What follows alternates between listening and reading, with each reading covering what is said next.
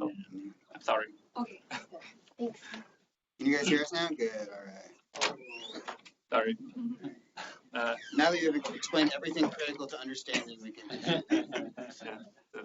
So when does this small goals like suggested to the player? Smaller level, like sub goals. When do players know if they? Actually, the player. So actually, it depends on games. Some game will like tell the player, now you need to get the egg. But for Zork, it won't tell you anything. So what you need to do is just wander around, and when you get the egg, you get the score.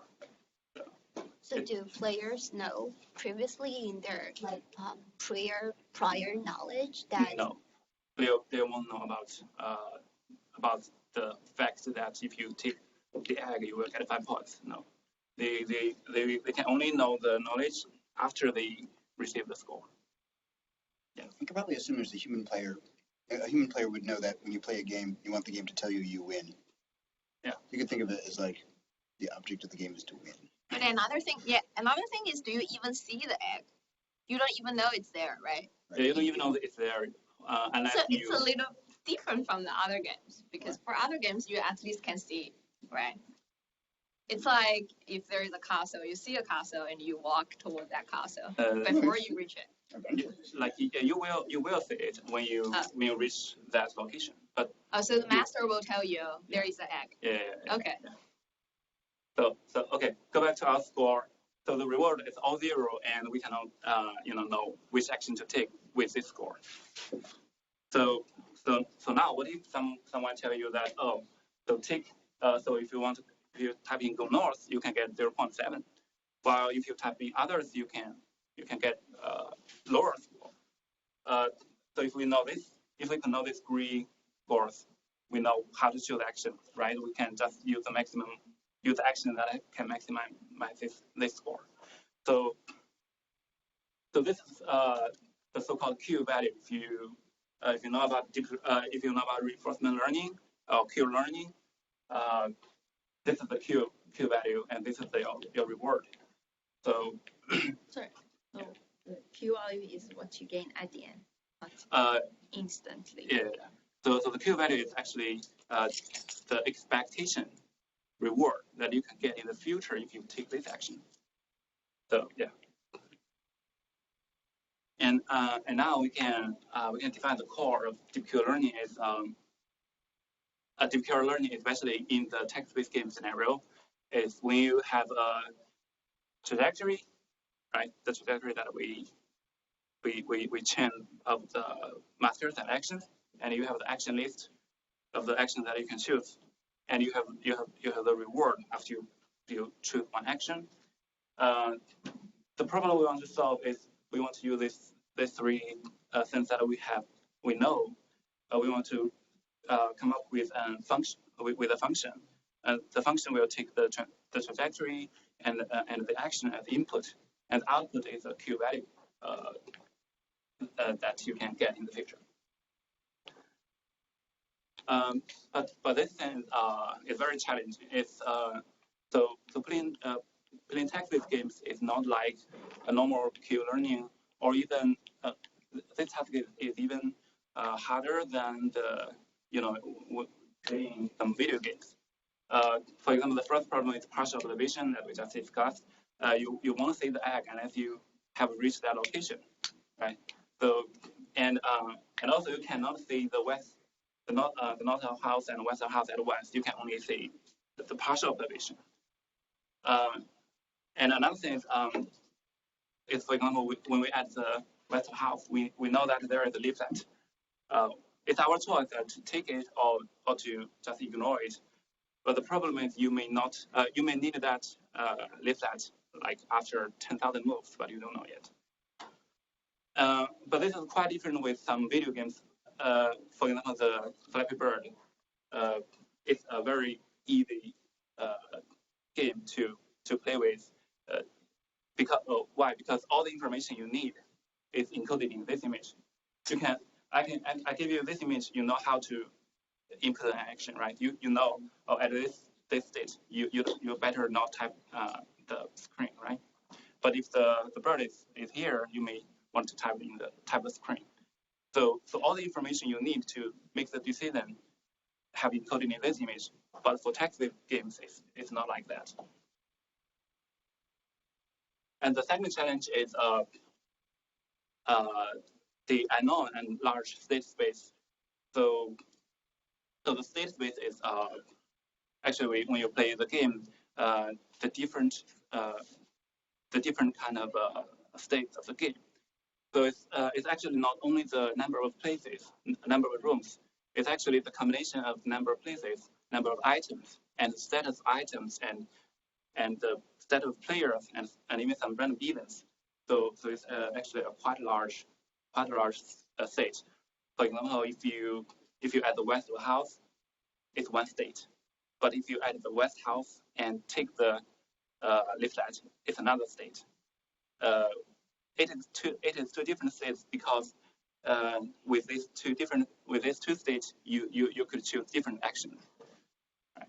So the way we solve it is we try to encode the trajectory to represent the state. And the third challenge is the action space is quite large. It's almost unbounded because you can type in any natural language sentences, even though some of the sentences the system won't accept. But it's still a very large action space than some video games. Like for example, the Atari games, you play the Atari games with a joystick. But the joystick contains only like 10 or 20, at most 20 different actions. But here in our Zork example, we use 130 different actions to play. So it's very different. And actually, this is also a very small number. There are some people, they use 1,000 different actions to play the game. But of course, if the smaller number of the actions, the better you will play. So. And the fourth challenge is the reward is long delayed. As you can see there, you may just get 1 point after 1,000 moves. So it's very hard to decide what to do before you get that point. So in order to mitigate this problem, we try to shape the reward because as you can see that most reward will be 0, right? So what we did is first we try to add a very little penalty at every step because we want to choose a shorter trajectory, a shorter policy. And the second one is we add a negative reward if the game told you something negative. For example, if you type in eat sandwich and system told you that you can't see any sandwich here, then I will give it a -1 reward instead of leave it at 0. And the third one is we can add some discovery bonus in the game to encourage the game to explore more different rooms, to explore more different things. So, and now we are going to talk about how to encode the trajectories into game states. So this side is the trajectory. The start sentence, west of the house, you are standing in an open field west of the house. And we use the encoder to encode the trajectory into a vector, and then map this vector to our action list, so that we can choose the actions according to the score. But the encoders, there could be many different possible encoders, right? So you can even use a hash function. For example, if you made a very strong assumption that every master response is represents a unique state, so then you can use a hash function over the master response as a state. So it's the simplest one, and there are actually people who use this method to play Zork. Another one is bag of words with some multi-layer perception. And of course, you can use LSTM. It's an initial choice if you want to encode a sentence, right? And you can also use convolutional neural network, or you can use any kind of a combination of this sense. For example, you can use BERT, something like Sorry, the hash function, you mean the same as MD5 or SHA hash, or is it some other hash? So the hash function is just you. You have a string and you hash it. Yeah, right. Okay. Yeah. Can we go to the previous slide, please? So the Q of D and W of I and W, these are all vectors, or? So this one is a vector, and the W is matrix. You can see a vector with a dense matrix to this side. Got it. Thanks. So so there could be many. So there could be many different possible encoders you can choose, and we will compare later. We will compare LSTM and convolutional neural network later. The LSTM encoder that we will use for the experiment is actually very simple. We use vanilla LSTM, and we encode its trajectory into the LSTM, and then we use the encoded inner states at the encoded states, and then map these states to the actions. It's very simple. The other one is we can use convolutional neural network to encode the text. And for example, we have a convolutional filter that can slice over 3 tokens. Then we can get one number, and then try another 3 tokens and get another number, and so on. And then we can use a few different convolutional filters to create a lot of this kind of vectors. And then we can use a pooling layer, for example, max pooling or min pooling, to squeeze this vectors into one vector at our state. And then we can map this state to the actions. So this is the second encoder that we use in our experiments. Now, when we have after we have this encoder, this is how we can. This is the algorithm that to train this encoder, to train this deep Q learning network. So it's the exploration-exploitation method. It is actually very simple. So you just repeatedly playing the game and start it again. And at every state, at every step of the game, you have a trajectory, right? So this is what we can get. And with a probability P, you choose a random action from your action list, or else you choose the action that can maximize your Q value. So this part is the exploration. This part is exploitation. And the P will be like most of the time the P will decay from 1 to 0. And after you get the action, you can use this action to play the game. Then you can get the next trajectory, and then with a reward, right?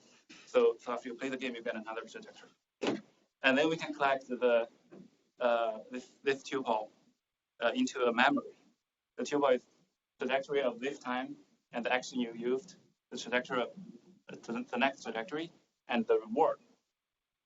After we collect enough these tuples in the memory, we can sample a batch of these tuples, and then we can use this batch to update our DQN learning network. Alright, so you said P? As a probability. That is, and you choose it like it's hyperparameter. It's a hyperparameter. It's decaying from 1 to 0. Yeah. And a question. So during the whole game, your trajectory just keeps growing, right? Yeah.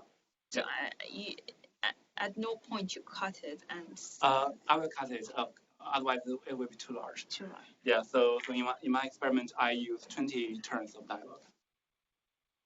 20 master action pairs. Yeah. So will you talk a bit more about memory, the structure of memory, or is it coming later? No, there is no. But when you say memory, what should I think of it? You can just think of it as a list. A list, yeah. You can just append this in the list, and it's just a normal path list. You can just sort of. But actually, when you want to implement this algorithm, there are some different structure you can use. For example, the tree memory, which is better than a list, but it's just a choice of implementation. Yeah. So now we know the algorithm, but how do we update update our DQN? So this is the log function. So this Q is our predicted Q value, right? We can just give the trajectory and the action, then we come up with this predicted Q value. And then this is our expected Q value. The expected Q value is defined as the reward you can get plus a gamma multiply the Q value, the maximum Q value for the next state, for the next trajectory. If you think about it, you add this trajectory, you add this state, you choose an action, and then you go to this state, right? And now, at this state, you can know what is the maximum Q value at this state, right? So you use this maximum Q value plus the reward is your expected Q value. It's just the definition of how the Q value is computed. It's an iterative algorithm. And then we can use the mean square error we subtract these two and use the mean square error as a loss to update the DQN. So you can see a problem here. The predicted value is correlated with the expected value, which is very uncommon in a normal classification or some regression tasks. It's very different because in those tasks, your y, your expected value are actually fixed. It's a ground truth, but here it will be changed during training. So that's why it's very hard to train a DQN model, because you need more you need to train more steps in order to converge. So after we know the framework, we can talk about how do some experiment on Zork. First, we split Zork into two small games. The first one is egg quest. The second one is short quest. The egg quest actually want the players to go around the house and find an egg. The short quest is actually the player go around the house, find a way to go underground, and there is a troll in the underground, and the player need to fight with the troll and kill it. And then it's the full game. So for different games, we use different number of actions. For this one is the simplest. We use only 11 actions, and this one we use 21. And for the full game, we use 130 different actions. And these are our hyperparameters of convolutional network and LSTM. As you can see here, the LSTM that we use is a little bit like it's actually smaller than the convolutional neural network. The first experiment is we want to compare different encoders. We want to choose. We choose from the LSTM and the convolutional neural network with different pooling layers. This is the result of the first experiment on the egg quest. So this one is the LSTM result. So we actually make the x-axis as hours instead of 20 steps, because we want to compare between LSTM and convolutional neural network. So we use hours. And we can see the LSTM can converge to the maximum score for the egg quest after like 3 or 4 hours of training. And this is the convolutional neural network with the mean pooling layer. you can see that it can also converge, but it's very unstable. But we have, as you can see on this side, the convolution in the same amount of training time, the convolutional neural network can train 175 epochs, while LSTM can only train 14 epochs. So the convolutional neural network is like an order of magnitude faster than the LSTM one, which is good because as we just said, the training is very difficult and it requires a lot of training steps. So if you can train faster, you can search more different places. So. Sorry, so yeah. when you say in the same amount of time, how much time is this 14 epochs? Maybe like 12 hours. 12 hours. So in 12 hours, LSTM goes 14 epochs, but CNN goes 107. Yeah. But LSTM needs less epochs to converge to the. Sorry? So, but LSTM needs less epochs to converge to the optimal solution. Yeah. So this is for the convolutional neural with input layer. And so this is the convolutional neural network with macpooling layer. As you can see that it converges super fast and very stable. So converges like 1 hour.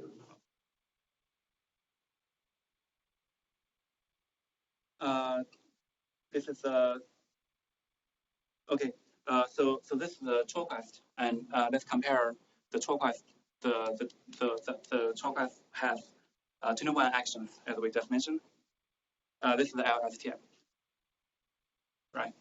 It can only run like 25 epochs in this amount of time, and the score is actually very bad. It cannot learn enough information. And this one is the convolutional neural network with mean pooling layer. It's getting better, right? Because actually it's because of it can search more places during during the same amount of time of training. And this one is the convolutional neural network with max pooling layer. It's getting even better and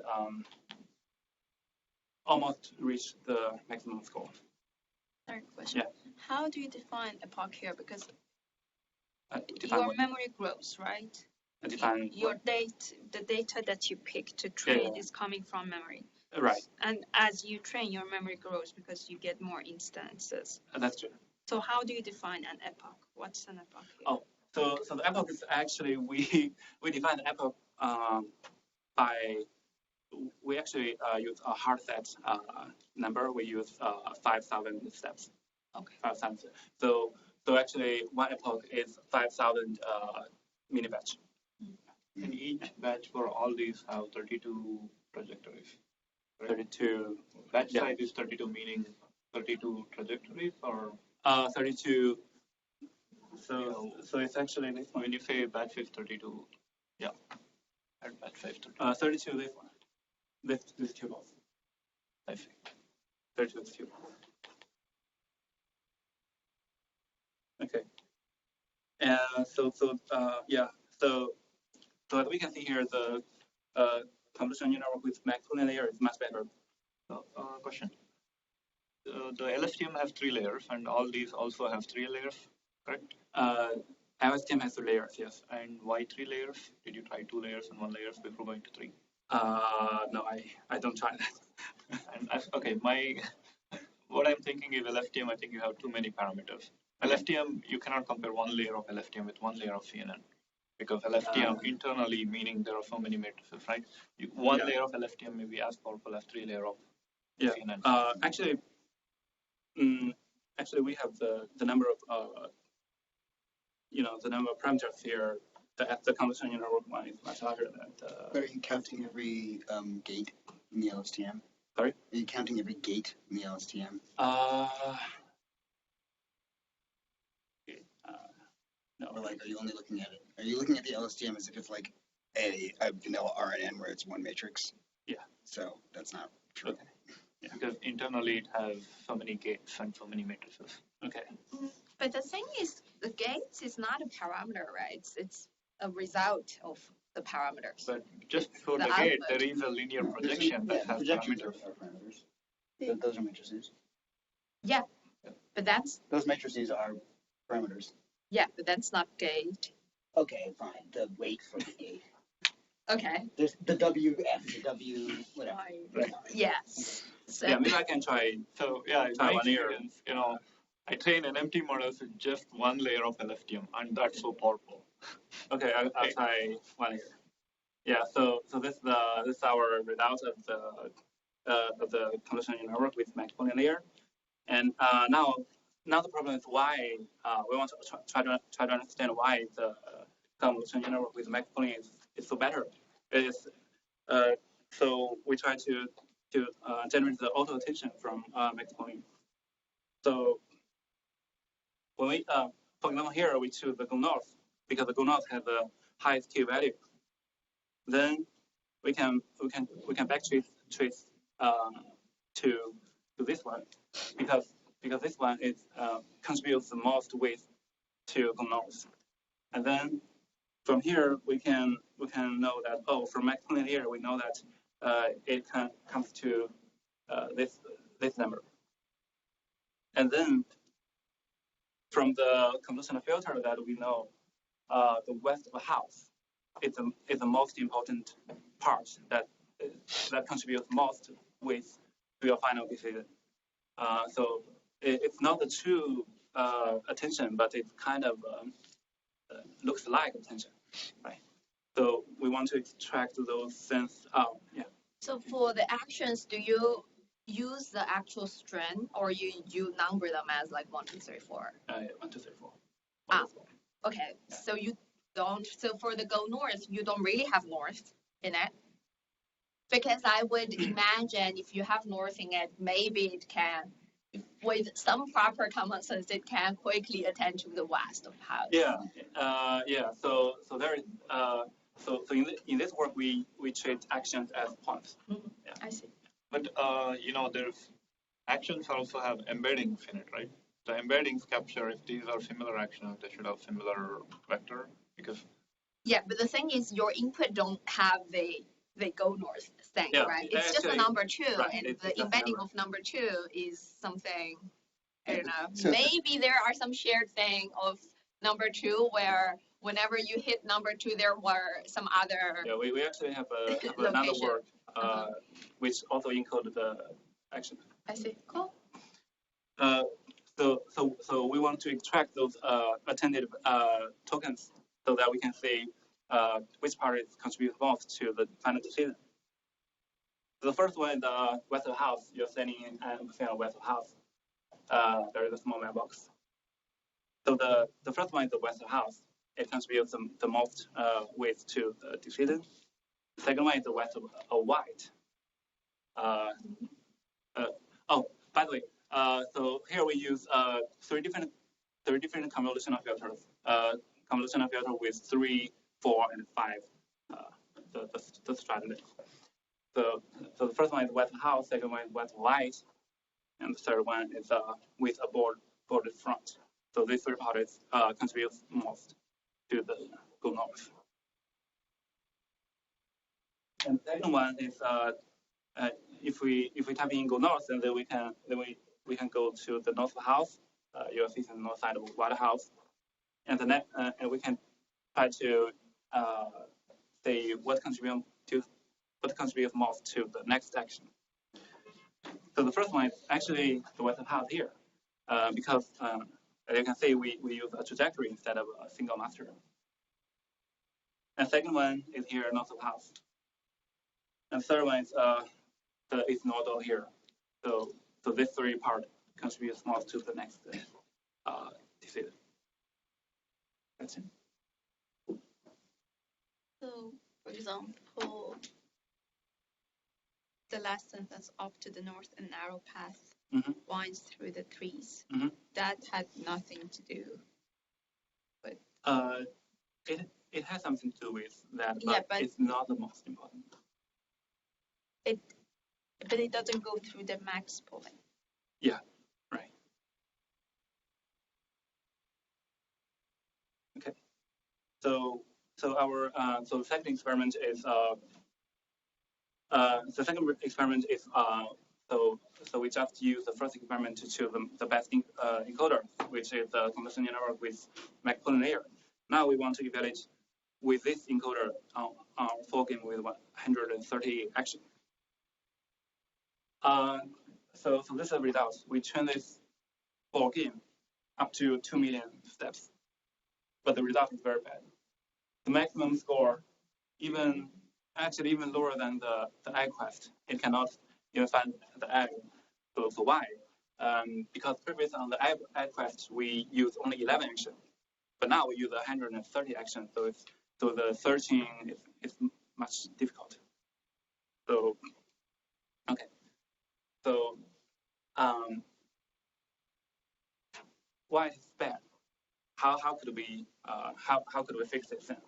So as you remember here, in the algorithm, we update the DQN network with a batch sampled from the memory, right? But we didn't say which kind of sampling method that to use.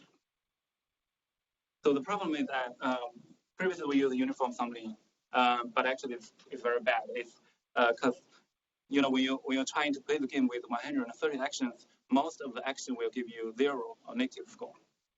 So in the egg quest with 11 actions, there are 98% of samples contains only 0 or negative rewards. And in the short quest with 21 actions, there are 99.9% of samples contains only negative and 0 reward. So the problem is, even though there are some positive reward, you cannot sample it. That's why you cannot update the network with that value. So the way to mitigate this problem is to use a gap-based sampling. The gap-based sampling is actually we try to use a weighted sampling, and the weight is actually the absolute error between your Q value and between the predicted Q value and the expected Q value. So this means bad predicted samples are more important because you want to update the better one. So this is our previous results with uniform sampling. Yeah. So just curious, how big is the sample space for 11 action game and 21 action game? What? So when you say 99.9% of something is 0, like of something is what? How big is that space? No, I don't remember. It should be like 15,000. It actually hyperparameter. This action times number of states, right? You're sampling a pair of action and the space. No, action and the state. Yeah. Actually, we use a fixed number of memories, fixed size of memories. Mm-hmm. So if the memory is full of samples, we will throw the samples in the beginning. So yeah, so actually it's fixed. Just so you know, there's about 15 minutes left. Do you need us to stop asking questions? Yeah. Maybe that's up to you. We can hold our questions to the end if you want. Can. I'll try to talk faster. Maybe we should just stop asking questions. Okay. You can. Okay. That's easier. Okay. Yeah. A question? No. Okay. So I'm speed up. So this is the results with after we use gap-based sampling. It's much better because it can somehow the positive rewards. And the third one is we try to use some word relationship. For example, in the convolutional network, there is no word relationships, but comparing to LSTM, it's actually contains the temporal relationship. So we try to add the position embedding into the convolutional network, and so this one is the egg quest, and the yellow one is when we add in the position embedding. It's much better, not much better, but a little bit better. And for the short quest, when we add the position embedding, it's converges faster. And for the final for our final thing for the full game. So this one is when we add in the position value, it can get much better. Instead of using the position value, we also want to try to use some syntactic relationship. So think about the auto attention that we extracted before. Like some attentions are actually quite fragile and noisy. For example, this one delicately looking class, you don't know what does it mean. So the problem is the convolutional neural network convolutional filter can only extract adjacent tokens. So we want to move like dependence words together. So the way we do it is we use a dependent parser to reorder the trajectory. For example, here this is there is a small map box here. We use dependent parser to parse this into two trees, the first tree and the second tree, and then we can so this is mailbox here is the first tree, and a small mailbox is another tree. Then we can try to put this one here, their mailbox here, and this one here, mailbox is small. And then we add some padding into in here to to separate these two, right? So we added four paddings here. So a convolutional filter with five length, the stride length of 5 cannot stride over these two different blocks. So we use this way to reorder our trajectories. And this is our previous result, right? With the reordering, it's getting it converges even faster. So this is extracted. I can just ignore omit this thing because okay. And the final experiment is one very important phenomenon is the agent tends to repeat the last actions. Or the last few actions. For example, here the west house, and the agent will say go south, and the system say you can't go that way, and then the agent will say go south again, and you can't go that way, and then go south, you can't go that way. So it will repeating this. Sometimes it will repeat two different actions. For example, west house go east, east house go west, west house go east. So this is very common for DPQ learning agent. So why? Because the policy is suboptimal, right? So for example, this is the state 1. State 1 is west house, and then you try to go south, and you can't go that way. So this trajectory is state 1, and this trajectory should also be state 1 because you didn't change anything, right? And you go south again, you can go that way, and this big trajectory should also be the state 1. So in this way, if your policy is suboptimal, then you can stuck on this state, and you can repeatedly use this action, so you can learn nothing. Our method to improve this thing is we use two different methods. The first one is we use reward shipping.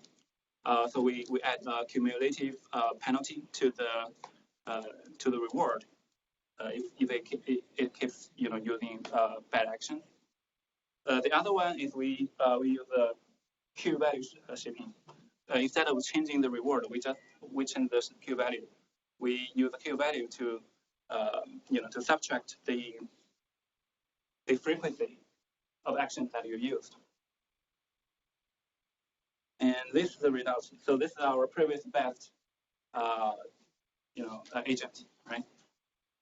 And if we use the cumulative penalty on the reward, then it's faster, I think. And this one's when we add the frequency counting penalty to the Q value is actually much better. Because because if you shape the Q value, it not only affects your evaluation process, it will also affect your training process. It can let your training, when you're training, you explore the environment, right? But if you get stuck in some place, you cannot, explore different places, right? So if we add some, penalty on the Q value, we can actually make the agent to explore more different places, more different situations. Yeah. So this is the comparison of different works, and this guy got 13.5, and this one got 44, and we got 45.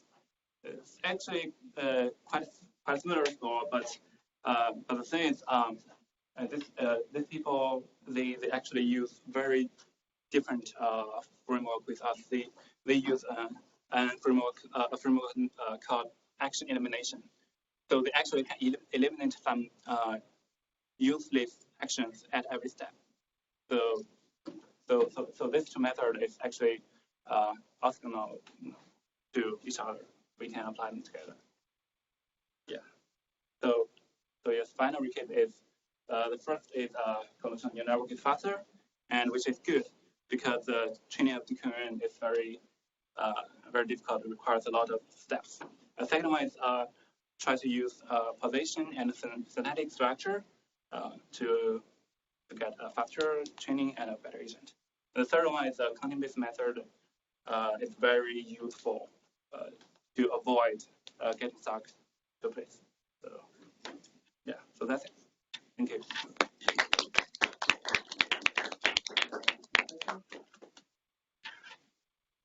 I have a question for your exploration and exploitation trade-off. Okay. So you are saying you're choosing the action randomly? Yeah. So why don't you use epsilon greedy for that? So it's actually epsilon greedy. I just so the epsilon greedy is actually with probability epsilon. Yeah. You randomly choose one, and you decaying this epsilon from 1 to 0. It's actually the way I used. I just didn't use the name. Okay. Yeah. Epsilon greedy. Other questions? So the LSTM versus CNN comparison, I don't agree with it because LSTM you have only seen 14 epochs, meaning 14 units of data. 199 epochs. Yeah, I agree. If we can train more steps with LSTM, yeah, it would maybe better. I don't know. Yeah. So how to go to more steps? Maybe just reduce the layers. Yeah. But one important thing is I want it to train faster, because the faster you train, the more you can explore. Yeah. So LSTM, I mean, GRU is much more faster than LSTM. Yeah. If you want to, use you can try.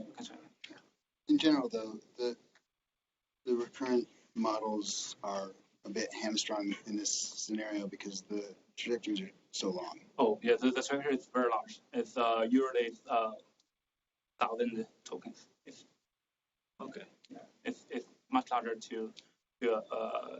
much larger than the synthesis in the MT. You remember the cost of that you used? That's too. Yeah, I got 20, but it's still very large. I still agree that it's worth trying simpler current models as a comparison first. No, maybe not. So you have that tree reordering trick, and you seems to be cut a large dependency tree into several subtrees. Do you have heuristics to do it, or how do you do it? I didn't cut. Oh, because there was a big sentence, and you say there are 2 subtrees, and it seems to be arbitrary or ad hoc. How do you do that? How do you decide there are 2 subtrees? So literally 2 subtrees. Wait. Sentence. Why? There's if only it's one parent-child relationship that is recurrent. You look at the tree. No, so that is just an example. So. Oh, you mean you cut every level? Yeah, I cut every level. It's not cut. It's not cut. It's just, because when you have a sentence, you will have one tree. Yeah. You always have one tree. You have one tree, but then how do you? So I cut it at for every subtree. So I cut it at every level. Okay, So yeah. in a, So in a each, yeah, okay. Yeah, breadth first. So you mentioned that you would give a negative penalty if the feedback is negative, right? Yeah, right. So how do you classify if it's negative or not? So currently I only use a very simple method. So if there is this count, don't, not. Right, because I think you mentioned there's like a loop situation where you had you can't go this way, go east. Yeah. But I think that will be classified as a negative feedback. Yeah, that's true. So if that's the penalty is given, then this loop wouldn't be there. Or the penalty, if not, it's not enough. So actually, it's very hard to say because like for example, you can go there, go south, you can go there, but maybe you try others at some stage. You try other things, they also give you negative feedback. It actually depends on the actions that you tried because for example, you can at a stage you can use a good action, but if you never tried that action, you won't know about it. So yeah, so it's a problem. So that is just an example. It's not true. It's not a true scenario. Yeah. There's also the loop of go west, you go west. Yeah. Go west, you go east, go east, you go east. Right. It's also different loops. I just want to show that there are different loops. And have you tried just attention-based methods, encoders? What kind of like transformers or related that apply attention layers to encode the states? Actually here it's we treat each action as a point, so I didn't try attention with the method. Maybe later when we want to generate actions, we want to try the attention-based method. The transformer could be used as an encoder, so it has self-attention within it. Yeah. We tried BERT, and it's a self-attention. We tried BERT. You could try a transformer from scratch. Yeah. Well, I don't think that would be any helpful than BERT pre-trained on lots of data. You just want to understand the sequence, right? Yeah, you're right. Do you want to talk about the problems with BERT? Yeah, the problem is we actually use BERT in another project. It's instead of treating each action as a point, we treat each action as a string, and we also encode the actions. And in that project we use BERT, but the problem is it's very slow to train. We only use one layer of BERT, the first layer of BERT, but it's still very slow because we want to train like 1 million or 2 million steps. We apply BERT in it, we can it can take a week or 2 weeks to train 2 million. So yeah, I noticed you're using K80 GPUs on HPC. Could use what? You're using Tesla K80s. The GPUs that you're using. Faster GPUs on HPC. Oh, so when I train BERT, I use P100 because K18 is also very slow. Also, I don't, because from the results on how the built-up came and how it's improved, it sort of sounds to me like Zork is the game of keywords. So there are some keywords that if you just look at them, you sort of know what's the best action to take.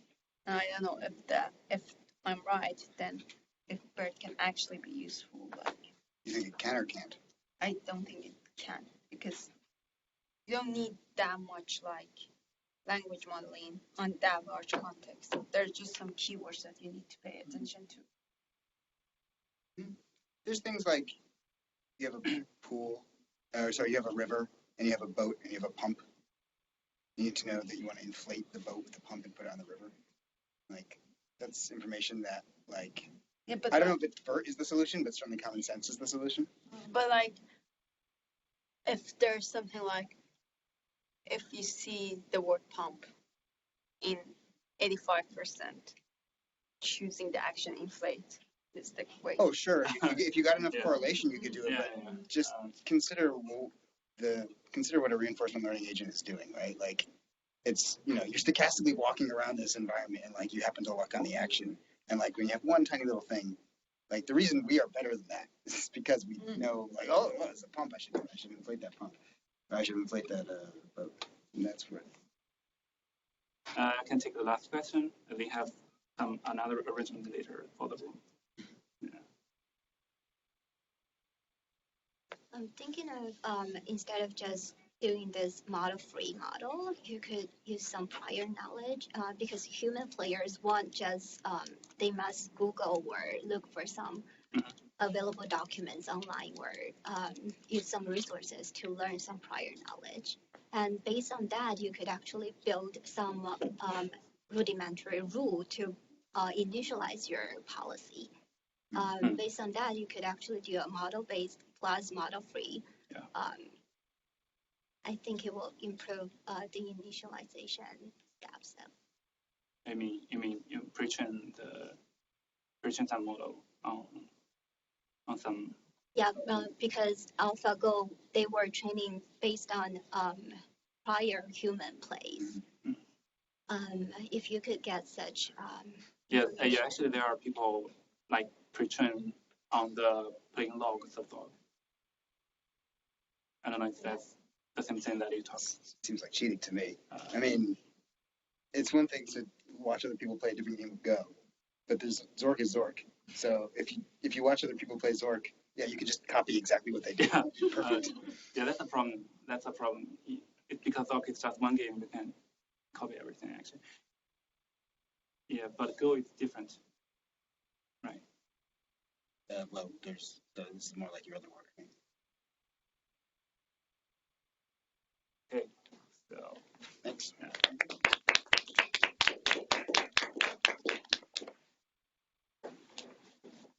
Good though. You just like some kind of principled like how to survive in a dungeon. Something like that.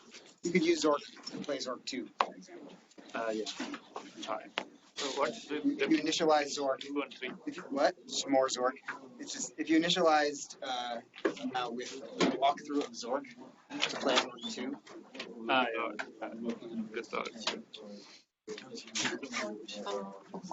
Cool. So